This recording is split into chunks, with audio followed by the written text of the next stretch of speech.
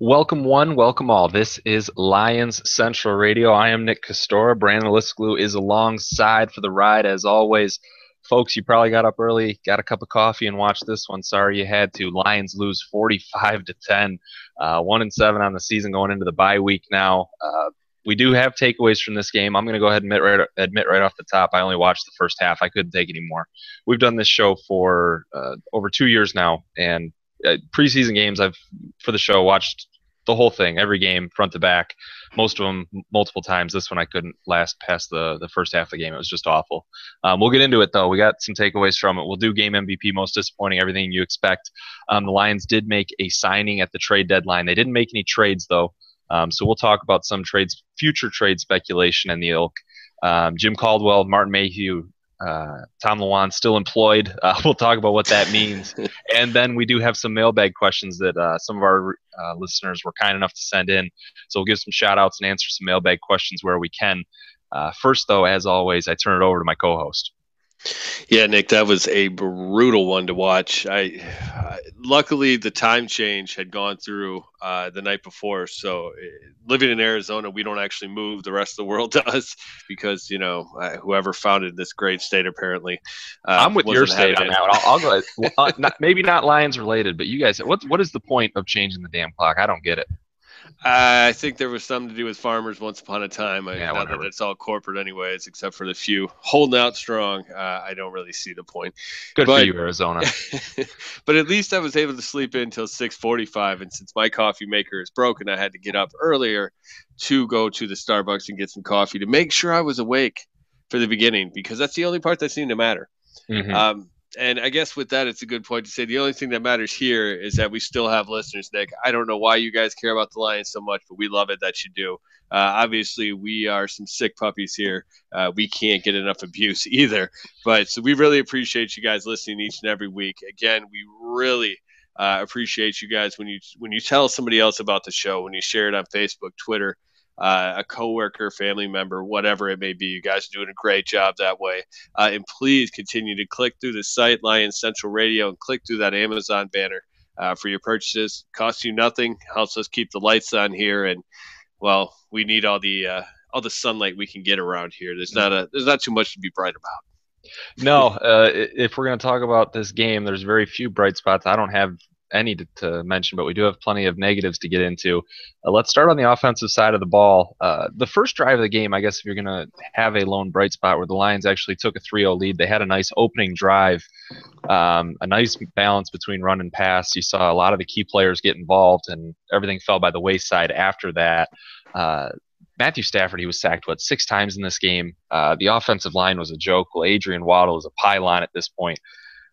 Brandon, I guess just let's start with your overall thoughts on the offensive effort and output here. Well, as you touched on that first drive, right? Things were looking okay. It was all right. I didn't expect the offense to become something different completely. It can't happen in a week, especially no bye week right before or while you're traveling to London. There's just not enough time to put in all these new things.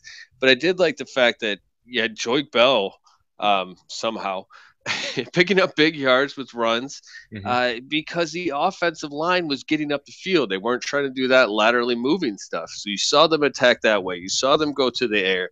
You saw Calvin Johnson get involved, and everything looked okay. And then for whatever reason, that was the end of that. There was no way. It was incredible to see them do that and then fail to sustain it yet again. And that's kind of what it always is with this team. They can't sustain anything, especially blocks. Yeah, the Joik Bell run was a 32-yarder, which was the longest one we've seen from him and from any Lions running back really in quite some time.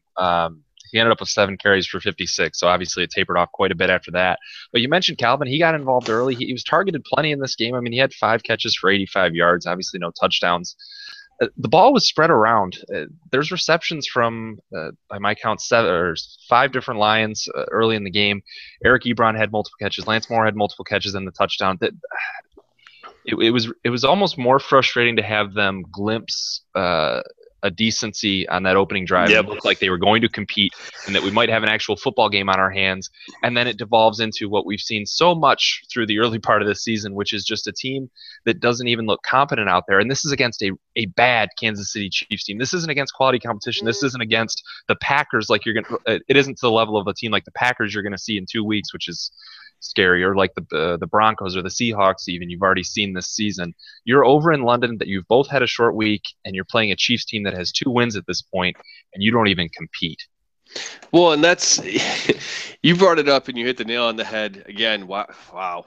Apparently, all we needed was the Lions to look as bad as they can to bring us together. So maybe, again, we're finding silver linings all over the place with this team. The whole point of Lionsing, that's when you play well and you somehow blow it at the end. I feel like the Seattle loss, that was a prototypical Lions loss, right? They play well, they make you think they got this, and then they fumble the ball into the end zone. This is much more 2008-ish. Yeah. And obviously, there's no need to be concerned about 0-16. That's been wiped off the slate thanks to the John Bears. Fox took care of that, thankfully. Yes, thankfully, John Fox was involved, as well as Jay Cutler.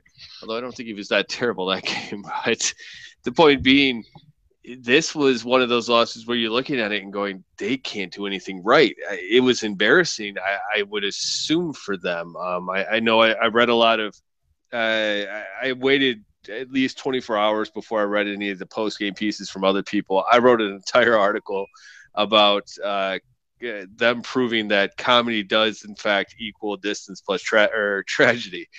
This time it wasn't so much time, but geographic. And it was all the same. The locker room was dead. Everybody hid, basically, until Caldwell did his press conference, and then they hurried up, showered, and got the heck out of there so they didn't have to talk. I believe the only quote I saw of any significance was Daryl Tapp saying, "It sucks." And They did suck. There's no way around it. Whatever Kansas City wanted to do, they were able to do. And it was the first touchdown. You kind of knew that this team might be in trouble if the offense didn't come back to where it was, at least on that first drive. I mean, Ziggy looked completely lost on that end around. He looked at the guy, and it was almost like he thought, no way, this is trying to outsmart me. I bet the quarterback has the ball. Or you can tackle the guy, one or the other. But it just never clicked for this team. And one of the things that really is starting to worry me, and I think we'll have more on this as the season goes along because we'll be able to see, is Terrell Austin might not be the god that he looked like he was last year. He certainly, not only did he not have a game plan that I could get behind, he was sitting off receivers. This is Alex Smith. He does not throw the ball deep. He is not Joe Flacco. I think he had something like 8 completions over 20 yards before this game that traveled over 20 yards in the air before this game. So what do? You need to get up there. You need to challenge the wide receivers. You need to make sure they have no room to operate underneath, because Travis Kelce was killing this team with cross routes and all of that good stuff. All of them were. It wasn't difficult for anybody to get open in the shallow route with shallow routes, especially because I think I saw Tulloch trying to chase after Kelce once. And what did Austin do once? Not only did he not have the original game plan, but once they started executing those types of plays, the dinks and dunks that Alex Smith is actually good at, he didn't change anything.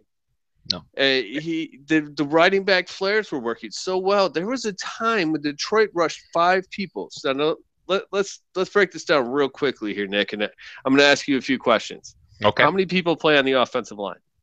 5. And then, so there's another guy that he's the guy that throws the ball, right? Mm-hmm. Quarterback, yeah.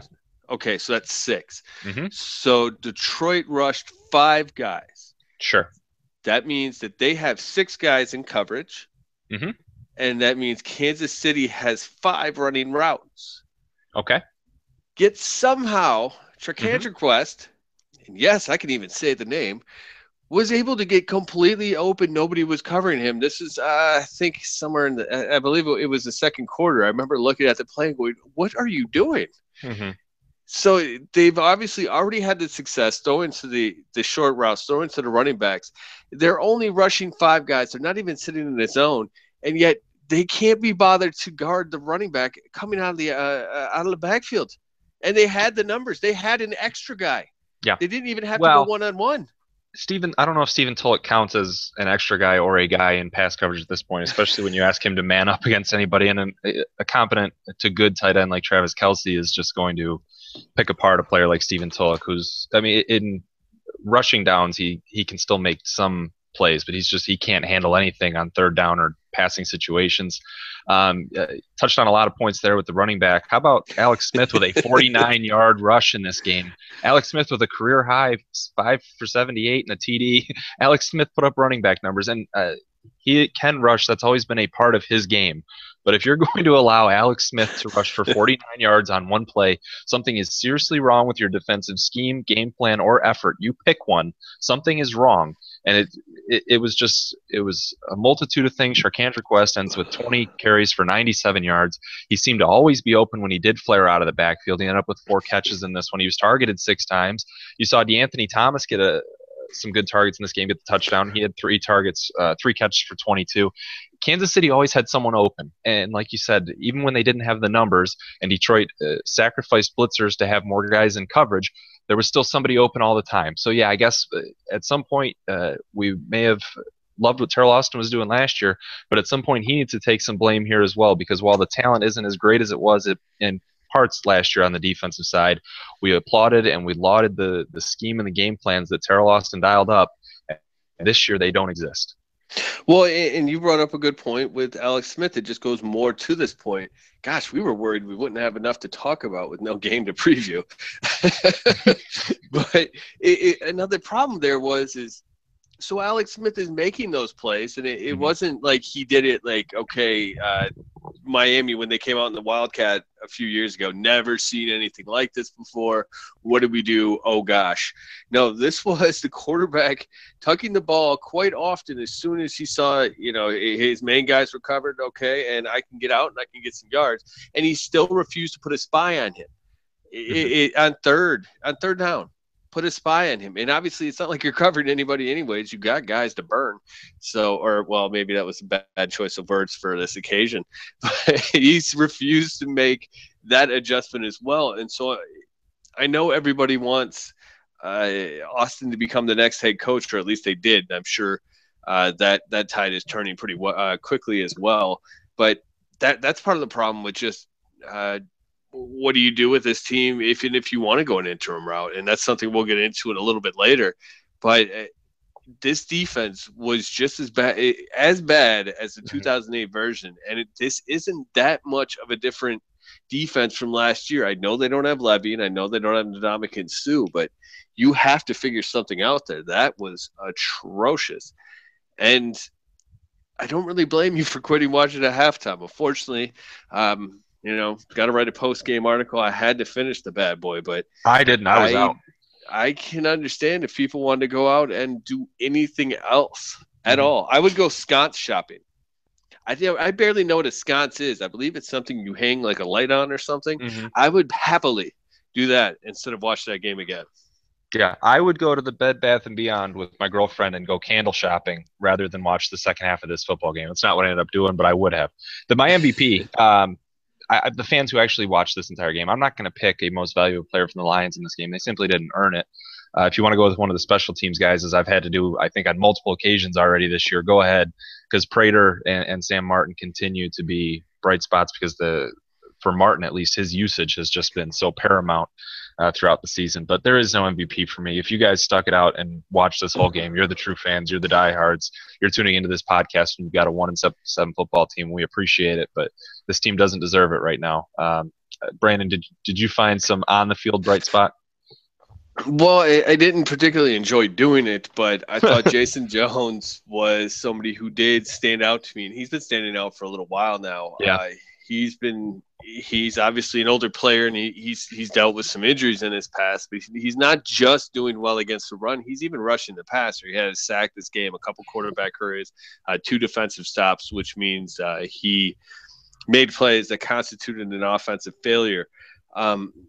To me, I thought he performed pretty well, and in this game, that's enough to get you the MVP in my eyes. Devin Taylor. Can I ask you about someone else someone on the offense side of the ball? Just Theo Okay. Riddick, and he keeps having numbers, and a lot of it this year has come with this team down by a ton of points, or them with short dump offs, and Theo Riddick's the guy that they dump it off to. But do you think there's something to this? Is Theo Riddick, if this is a better team, or are we talking more about him and the impact he's having? I just wonder how much of it is this team throwing the ball late when they're down by a ton of points, and how much of it, with Theo Riddick at least, is him being a real threat out of the backfield, especially in the passing game.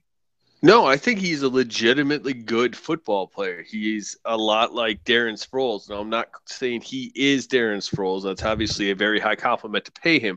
But his style of play is similar in the way that he can be that guy that comes in and catches passes and will make a defense pay. He's not a great rusher, but he's shown some stripes this year as an okay one, a guy you can get by if you want to give a couple carries to keep the defense off balance. Mm-hmm. So I think he is that good. And well, frankly, he's just a weapon.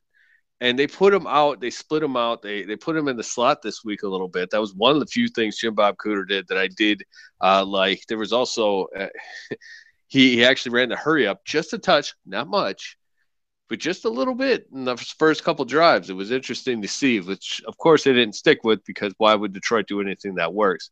But I do think Theo Riddick is a decent enough player to be a contributor to a winning football team. I know he is for the Balding Ballers, who are currently in first place.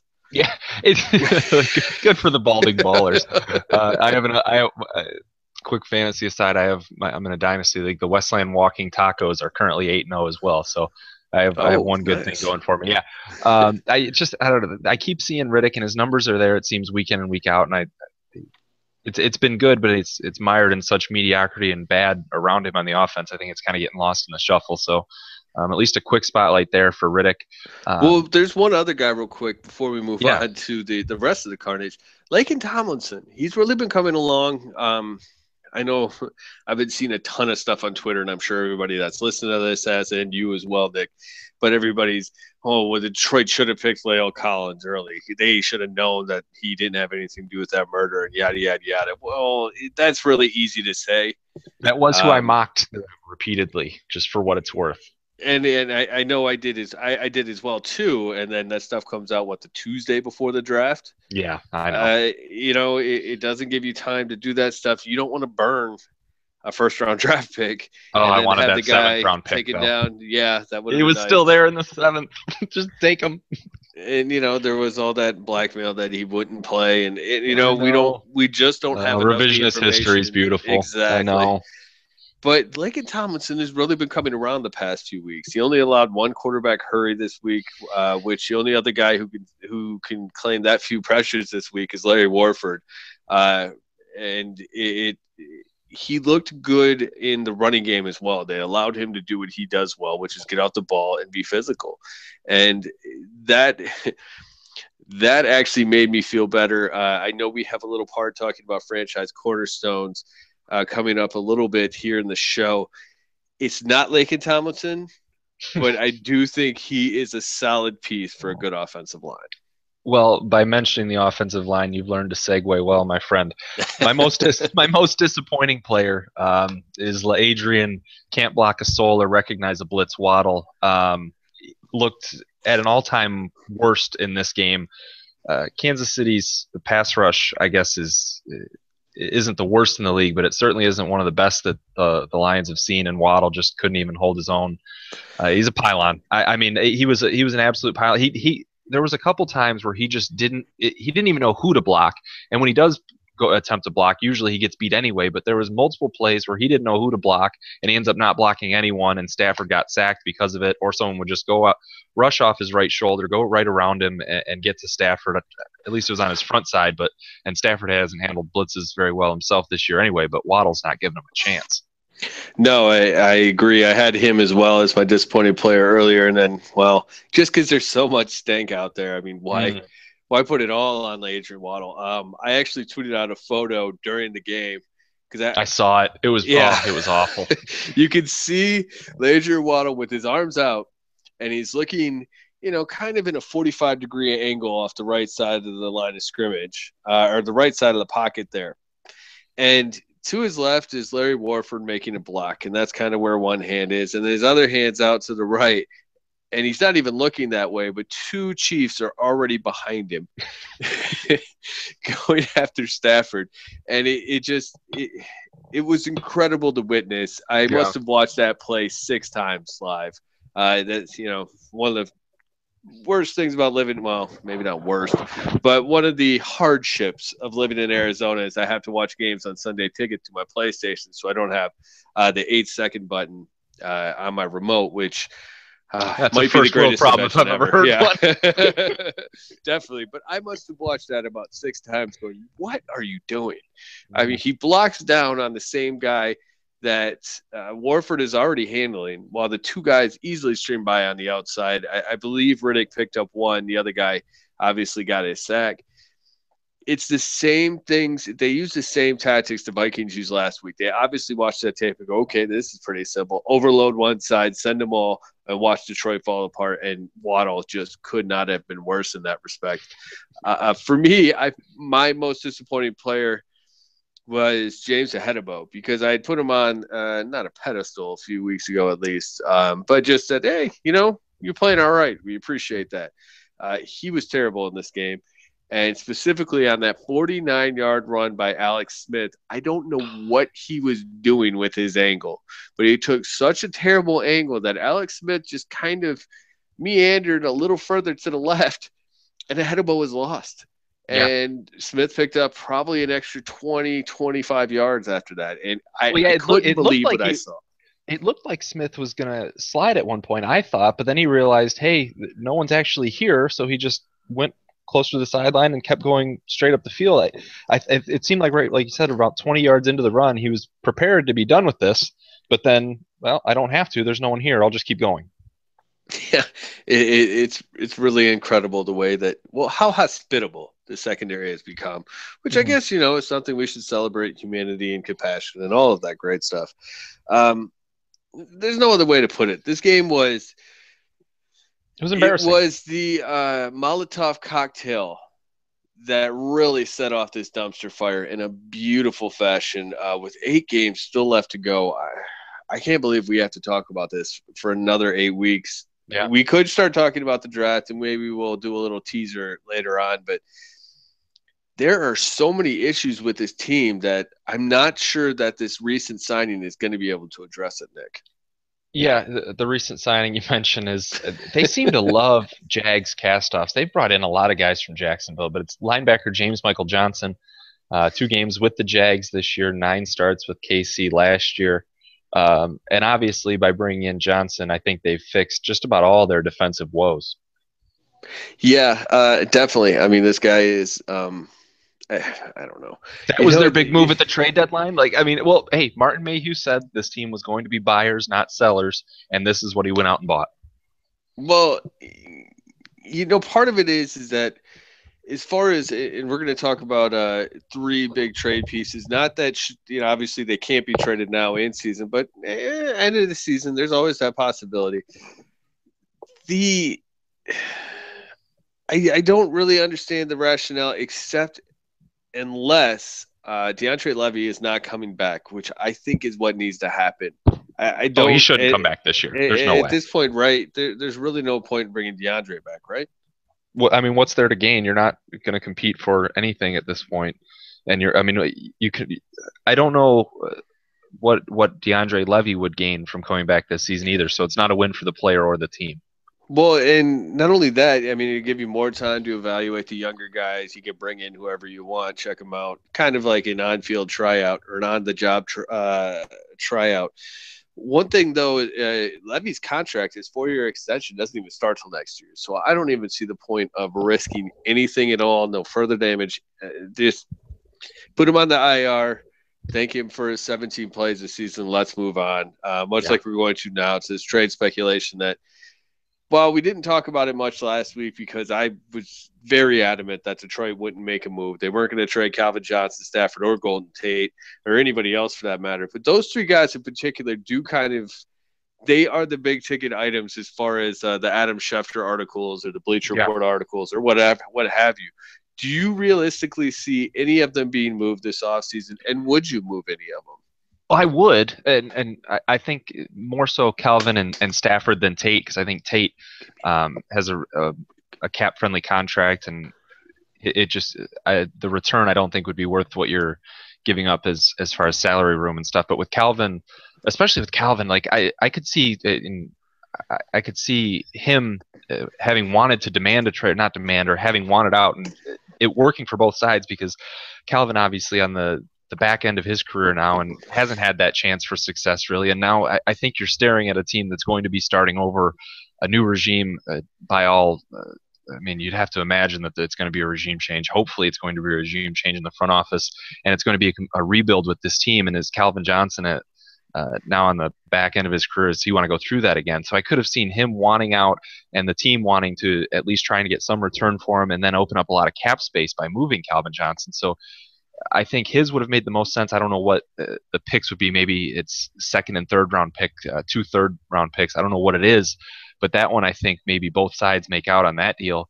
Matthew Stafford is a whole other can of worms. I think just because you don't know where you go next at quarterback, whereas with receiver you can kind of just have moving parts and deal with it as you go. Quarterback's a totally different animal. But if I have to rank them, I think Calvin would be the one that if it was ever to happen, he'd be the most likely to see a trade.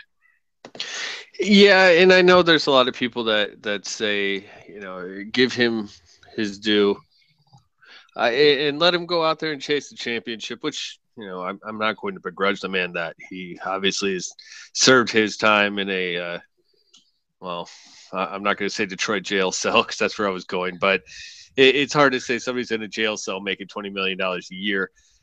But he served his time in this Detroit negative media, which we'll get into in a little bit here. I don't know, though, that it really does work out for Detroit because, as you talked about, you're not getting that great of picks back. Your return is not going to be that good. And because they do have a quarterback in place, which I don't think you can get rid of, especially because I don't think there's anybody in this draft that makes you go, okay, we need this kid. Mm-hmm. I don't get me wrong. I like Connor Cook. I am a Spartan alumnus, but I'm not convinced that there's going to need to be a lot more vetting and questions to be answered before we start proclaiming any of these guys as franchise cornerstones. But you look at Calvin Johnson. So the end of this year, he's going to still have almost $13 million in dead money, which immediately accelerates the Detroit's cap.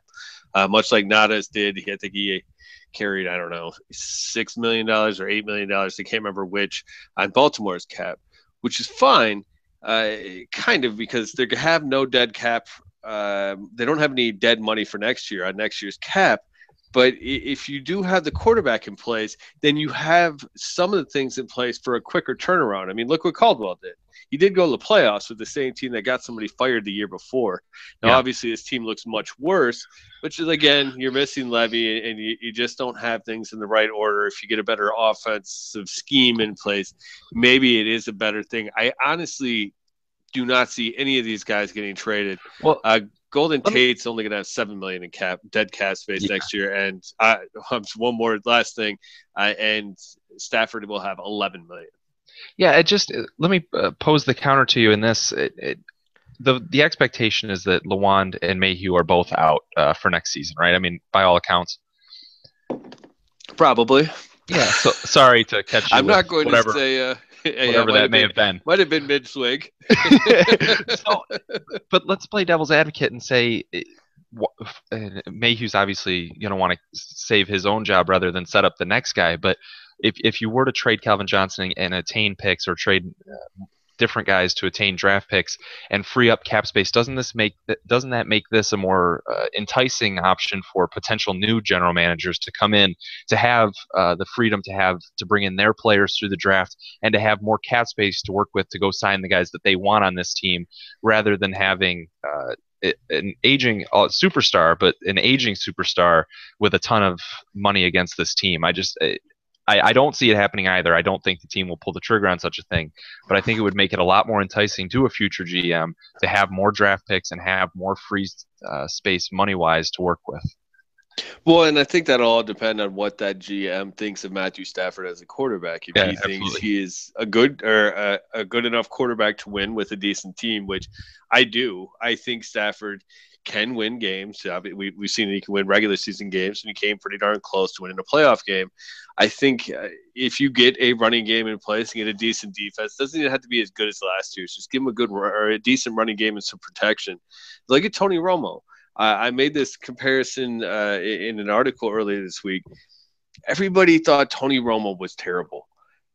He's a choke artist. He can't win the big game. And then they win 12 games in a playoff game last year, and everybody's like, oh, hey, Tony Romo's pretty good. Well, what happened? He got an offensive line. He got a running game. And every quarterback is better with those things in place.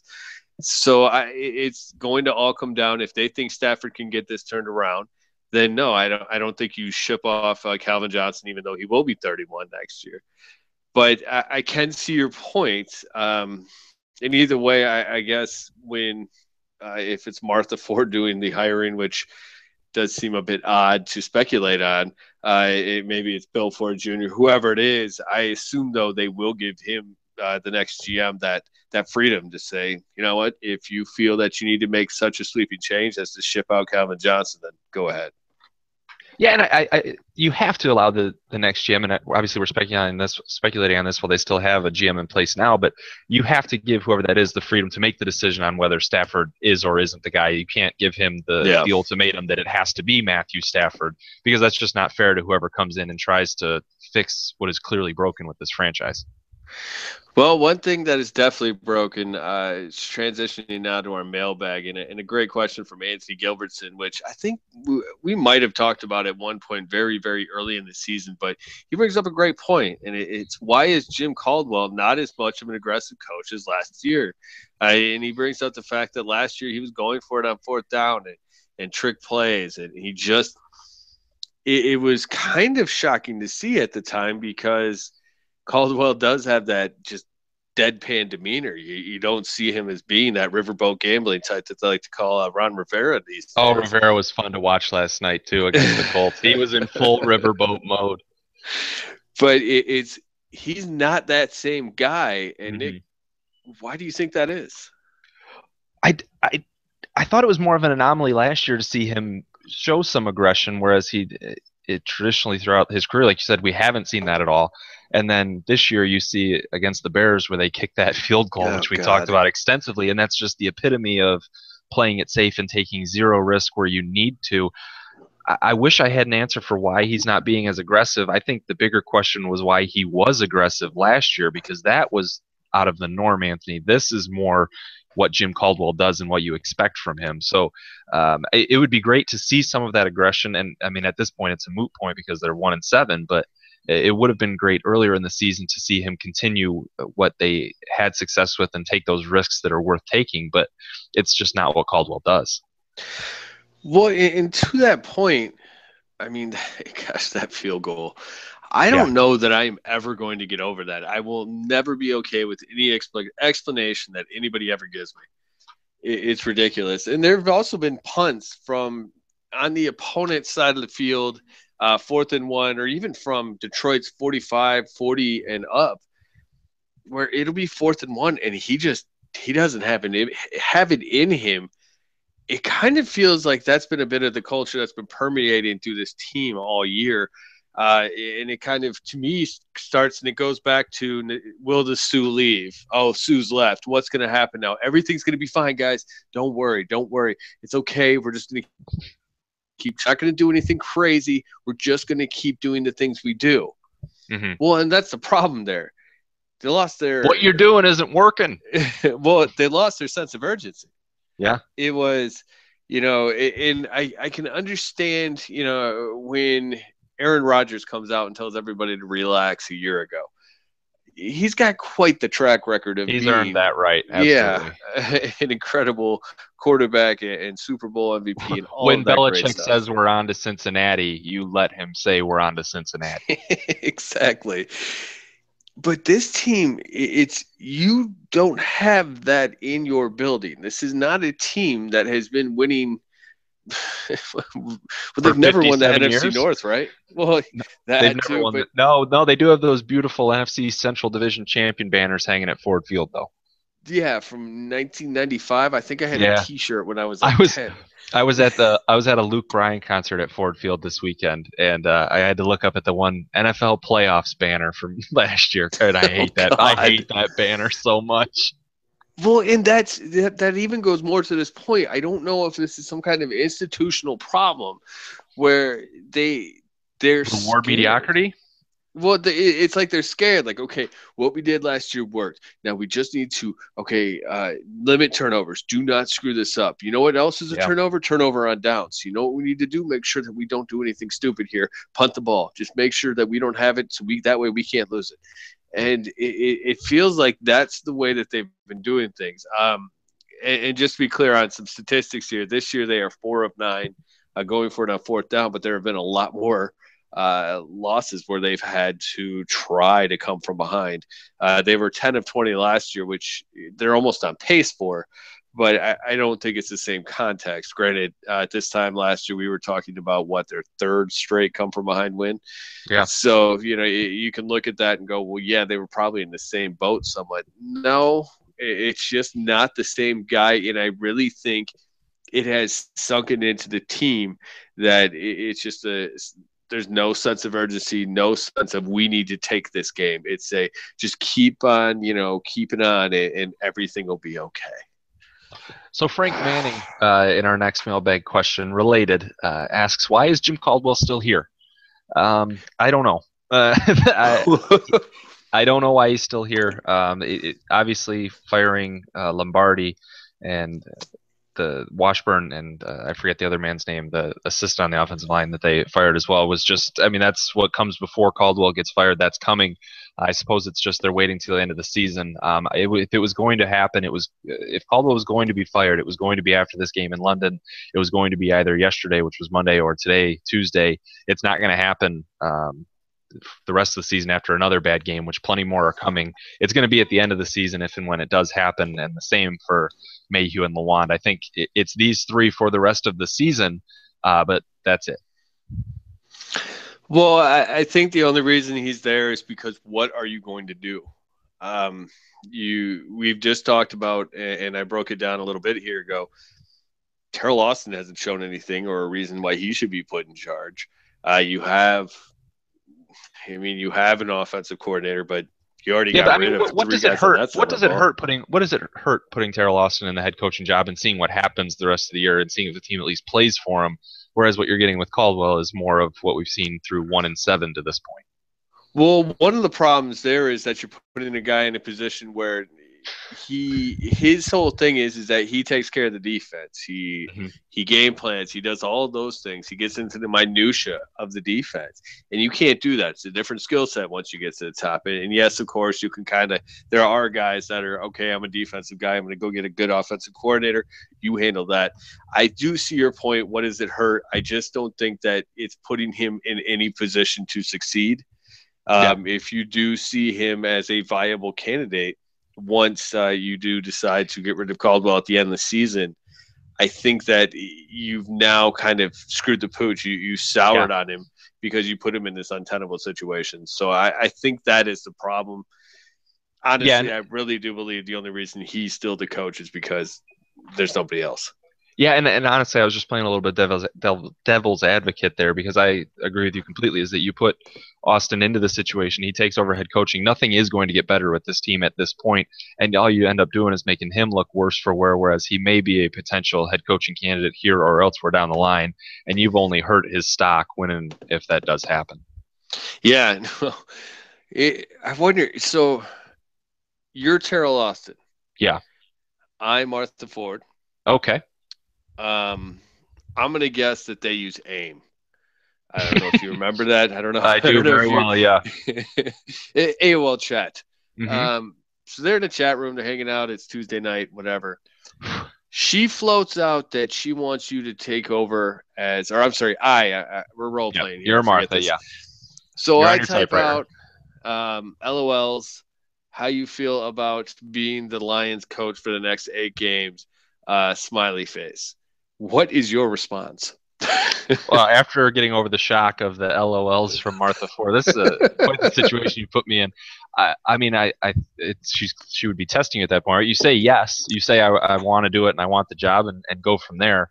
It's something you're not going to see from Martha Ford, though, and it is interesting to wonder though, like she's the owner now. What is the difference between what she's going to do and what her late husband was doing? Does she clean house in the off season? Does she keep parcels of this front office in place as we've seen previously when they've gotten rid of front offices? Like we don't know the mindset of Martha Ford, so we say we expect this entire regime change to take place. We expect Caldwell to be fired, maybe Terrell Austin, who knows? But there's no track record with Martha Ford to have any idea of what's actually going to happen. Yeah, that's one of the biggest things I think to be nervous about is it's.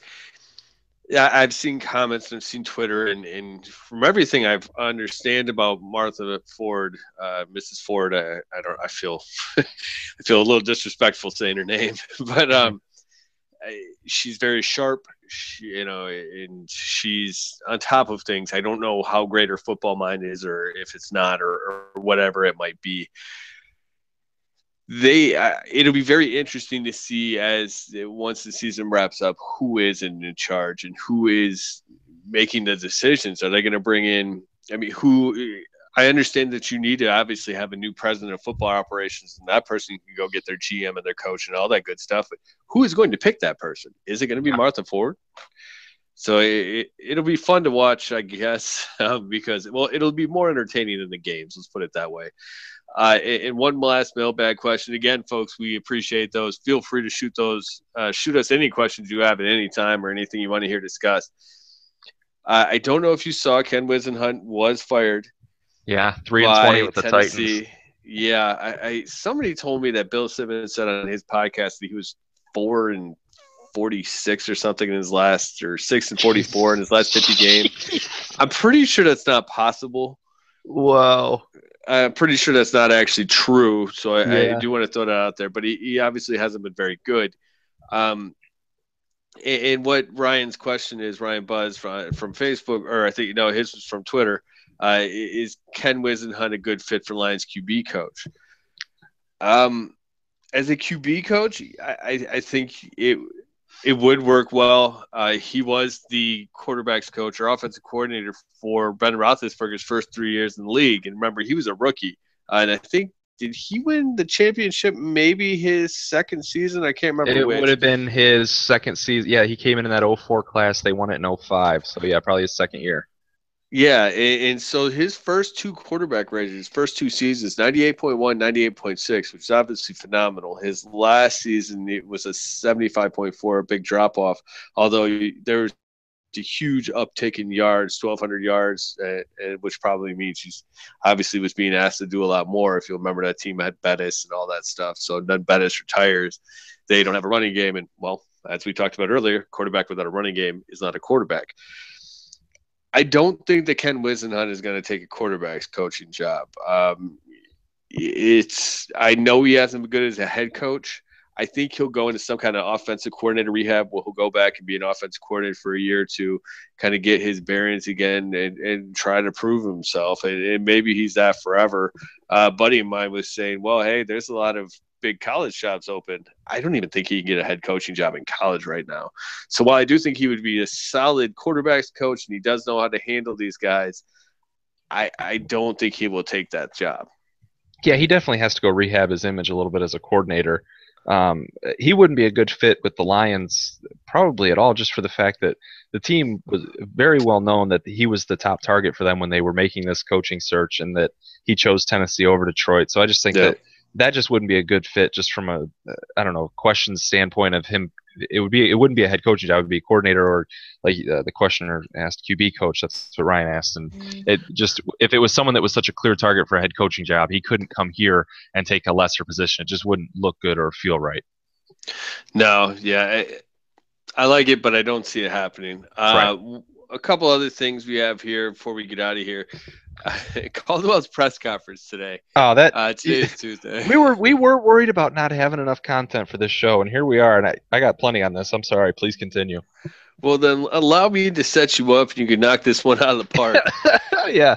Jim Caldwell said that coming into the press conference room or whatever they call it, the press room, it's like going into the dungeon of doom. Mhm. And he basically blames the media for the negativity around the team, saying it is the most negative media market he has ever worked in. Mhm. Go ahead. Well, first of all, he's probably telling the truth in that regard because look at the markets he's been in. I doubt the Wake Forest college paper was coming at him too hard in their critiques. Baltimore isn't as tough of a city as Detroit, and then he was in Indy, and Peyton Manning clouded whatever could have been negatively thrown his way there. I would imagine it's going to be worse here in Detroit, but this isn't even one of the worst negative media markets. I think the beat writers and local media have been extremely fair to the Lions, especially with what this team's had to go through for so long and the fans have been put through for decades. To blame the media for the negativity, no, the negativity is because this team is terrible. Caldwell's continuously made bad decisions, bad coaching decisions on the field. And you're looking at a 1-7 record after a team that supposedly showed promise and was building something. Last year was 11-5. You've completely reversed course. Every week you continue to say the same thing about how we just need to get better, play better, execute better, and you don't. And you're blaming the media for negativity. Place your blame on yourself and on your locker room because that's where the issues are. It's not with the media. Well, and Bob Wojnowski, Wojo, yeah. yeah, he said he tweeted out that he didn't have a big problem with it because Caldwell did say they're 1-7 record, and I am paraphrasing like no other. So please don't take this quote directly. Go to the source if you need it, but the 1-7 record has something to do with it. And he was talking about we do whine when people call us out or whatever it was. That's great, but it's also not being aware of where you are. Mm-hmm. This is not you're not in Indianapolis where they won a Super Bowl a few years ago and you went to a Super Bowl. You failed to win a playoff game. You had one good year and now you are dangerously close to going 1-15. You are currently locked in, well not locked in, but currently slated for the top overall pick. Right. You Well, they're can't going to get it. you can't tell people how to report on that. There's not what positive spin do you want us to put on that? I'm sure that there are guys out there doing great things in the community and charity, all that great stuff. I don't care. That's not what we're here to really dissect. I mean, I do care. Don't get me wrong, but it's not the point here. The point is, if your team is that bad, you're going to get negative coverage. So it felt a little bit like a kid trying to blame somebody else for their problem. Yeah, It felt really, I don't know. It felt like a lack of taking responsibility. that's exactly what it is. And it's not like it's undeserved criticism or the media is just being negative because it sells or whatnot. This team's 1-7. Like, I don't know what positive spin he's looking for on things. It's not getting better. Each week the team looks progressively worse. I just, he's clearly just, he's frustrated. He's placing blame on the media. I guess he'd rather do that than place blame on his own players. I don't know. Maybe this is a guy that knows the end is nigh and he's on his way out. But play, blaming the media isn't solving anything, and it's not the right thing to do. His blame should be put elsewhere. Yeah, exactly. It's kind of that whole life doesn't owe you a thing, you know, pull yourself up, whatever. This team hasn't Um, earned it. They haven't earned anything to this point. I completely agree. So, with that in mind, does Jim Caldwell, Martin Mayhew, and or Tom Lawand have a job next time we talk, Nick? Yeah, unfortunately they will. I'd love to see, in this case, Martha Ford put her foot down and say and make changes that need to be made in that front office and just take Mayhew and Lawand out of positions of power now because they won't be here next year. But I think if it didn't happen the day after the game in London or today, it's not going to until the end of the season, for better or worse. I mean, there's no more moves that can be made at this point anyway, with the trade deadline having passed. So Caldwell, Mayhew, and Lawand will all have jobs next time we record, unless we take around a 3 or 4 month hiatus. The one thing I will say is I could see Mayhew and or Lawand getting canned before the season's over. I do not think you will see Caldwell getting canned. And precisely for the reasons that I said before, just because somebody has to run the day-to-day operations. there's nobody else. You might as well just have him run out the track here because this season's over.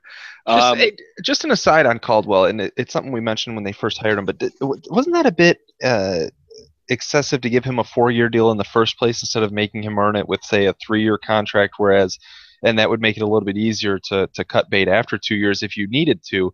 Instead, he's going to have 2 years left on the deal once you do get rid of him after the season. And obviously, with a coach, that's money that's guaranteed. It's going to be in his pocket. isn't that weird that coaches get guaranteed money but players don't? It doesn't make a lick of sense. Ken Wisenhunt signed, what was it, a 5-year, $30 million contract. So he's walking away with an excess of $20 million that I mean, he didn't even have to work for. I mean, I guess good for him, good for his agent, good for whoever else. Um, it doesn't make any sense, but I think there's also that coaches are going to sign on. It's kind of the problem the Pistons had when Joe Dumars was running the ship. Coaches didn't want to coach for him because he Yeah. fired him too quick. So no, I'm not going to sign a 2-year deal with you. And so you have to wonder how much of this is standard. I really don't know off the top of my head. I've never researched this. What the average contract is for a coach. Well, and just there weren't, I mean, it's not like there was a huge market for Jim Caldwell. He was someone that was probably going to be fired as Baltimore's offensive coordinator. So I would imagine for a head coaching job, he's going to take what they give him, and they go out and give him 4 years when he's going to take 3 and probably would have even taken 2. Obviously, they would have given him an extension after last year. But the point being, 4 years was excessive for a coach that wasn't in high demand to begin with. True, but overall, I think it's ultimately meaningless because the NFL makes money hand over fist. They don't have enough pockets for their money, Hmm. so I don't think it really matters one way or the other. It obviously has no ties to the salary cap. I Yeah, they might. Are they? well, They might still be paying Jim Schwartz. I don't. Is this? They might still be paying him this year. I think this might be the last year that they still have to pay him some money too. So yeah, hand over fist, like you said. yeah. Well, I wonder if they ever gave him an extension. Something we can look into. But I guess one more, as you put it, random talking point before we get out of here, and it is an interesting question. So I'll let you answer it first. Yeah, Which current player is the most important piece to the future of the franchise? yeah. It's which guy I think is going to be here is going to be a focal point long term. Who's going to be the most important piece for the longest period of time? And I think it's going to be Ziggy Ansah, shot, who's clearly become the most important piece of the defense already is in the wake of Levy being hurt.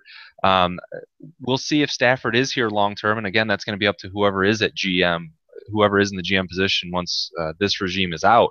But there's a question mark there on whether or not he will be. Whereas I think Ziggy Ansah is shot, no doubt, going to be locked up long term and is here for the long haul and is going to be one of the best defensive ends in football for a long period of time. So I think he's the most important anchor. He's the anchor of the defense, and he's still getting better, and he's still on the ascent, and he's still so young and has such little tread on the tires, so to speak, as far as being a football player. That for me, it's Ziggy. And of course, if for those of our listeners that weren't with us from the very, very beginning, over I think this is our 112th show. Um, I had a man crush on Ziggy. That was, I think, right when they drafted him, right? Yeah, It was just absolutely. after they drafted him. That was his rookie year, and I still obviously stand by that. That's why we have the Ziggy. Every Shot. time he's brought up, it's a shot because I couldn't stop talking about him. So as far as I'm concerned, that is a great pick. I still am going to go with Stafford just because obviously it is going to be the pivot point. If that new GM comes in and doesn't think that he can do it, this team is blowing everything up, and it could be a long time before they are any good again. Unless you can always go get Ryan Fitzpatrick and plug him in and win 6, 7 games. So I still have faith that Stafford is good enough. Like I said with Tony Romo, in all of those comparisons, he's still good enough to win. He's still good enough to win playoff games and possibly a Super Bowl. But they need to get this team together, and Ziggy is obviously a big part of that. Folks, we want to know what you have to think about any of this stuff, all of this stuff, everything. Who is Detroit's biggest cornerstone moving forward? Should Caldwell be allowed to go into Allen Park next week? Whatever you want to talk about, whatever you want to say, we'd love to hear it. You can hit us up on social media. It's Lions Central Radio on Facebook, at Lions Central PFC on Twitter. Personally, for me, it's at Brandon Alisoglu. That's ALISOGLU on Twitter. And for Nick Kostora, it is at Nick Kostora, KOSTORA on Twitter. Yeah, folks, we appreciate you guys taking part in that mailbag this week. We will do it again at some point. We promise you that. We'll hand out some mid-season awards next week. We might have some interesting crossover stuff we'll get into if it comes to fruition.